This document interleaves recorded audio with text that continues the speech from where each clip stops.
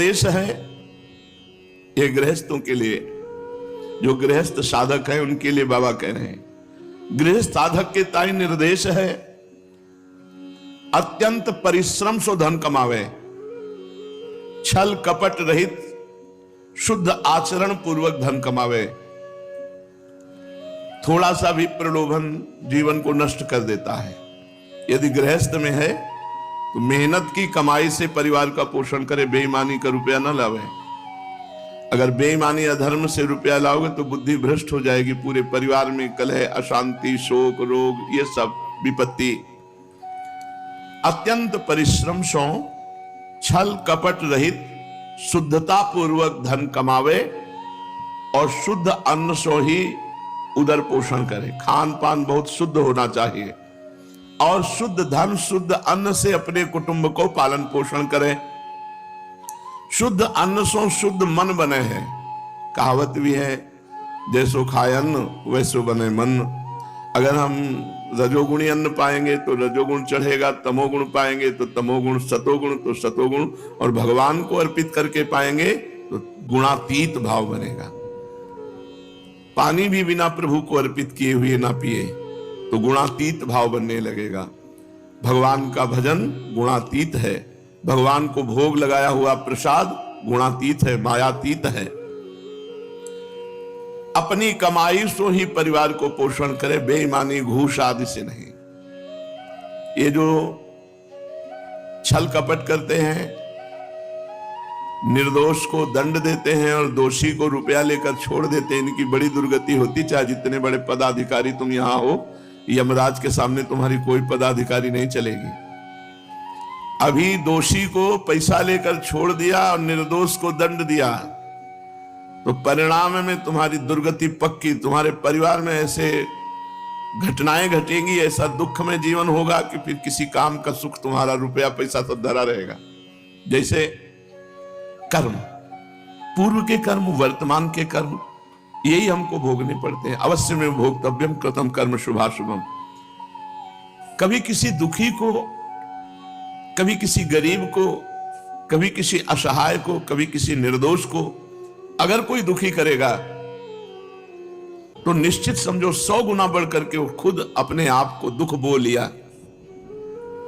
तो ये जो घूस लेना है, निर्दोष को दंड देना है, दुखियों को, गरीबों को सताना है अपने पद के प्रभाव से, तो सबसे बड़ा जो पदाधिकारी वैसा विधान कर देगा कि तुम किसी काम के नहीं रह जाओगे।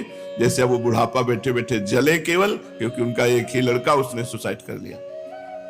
तो पंडित जी महाराज, पूज्य गया प्रसाद जी महाराज कह रहे हैं कि अपनी पवित्र कमाई को भरोसा रखे, पर द्रव्य से सर्वथा बचतो ही रहे।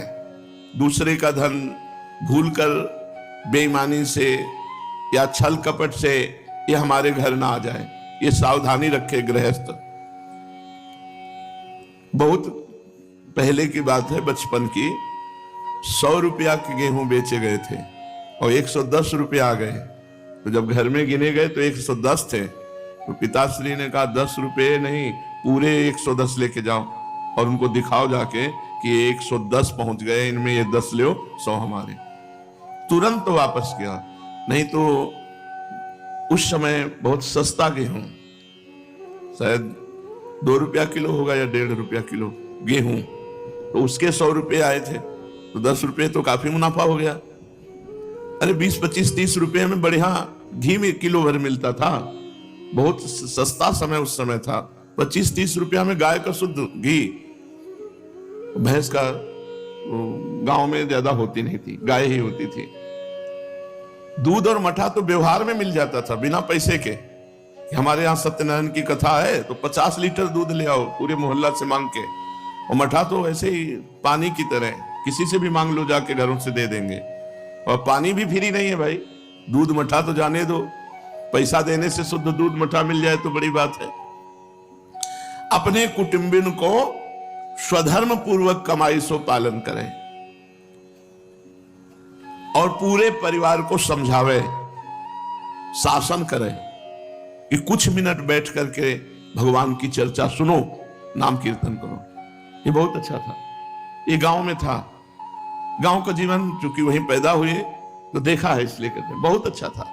शाम के जहां संध्या हुई सब अपने अपने जानवरों को अंदर करके और उनको पट बंद कर दिए और फिर सब बैठ करके लालटेन या सीसी में छेद करके, दिया कहते थे उसे भाई, एक सीसी में मिट्टी का तेल डाल दिया, ऊपर ढक्कन में छेद कर दिया और कपड़ा की बातें निकाल दी, उसे दीपक कहते थे। सीधा साधा गांव का। और ये लंप आती थी, बड़े आदमी लालटेन, मीडियम लंप और सब दिया बोतले से। और रामायण आप पूरे गांव में घूमो तो 10-20 जगह रामायण होती मिलती शाम के।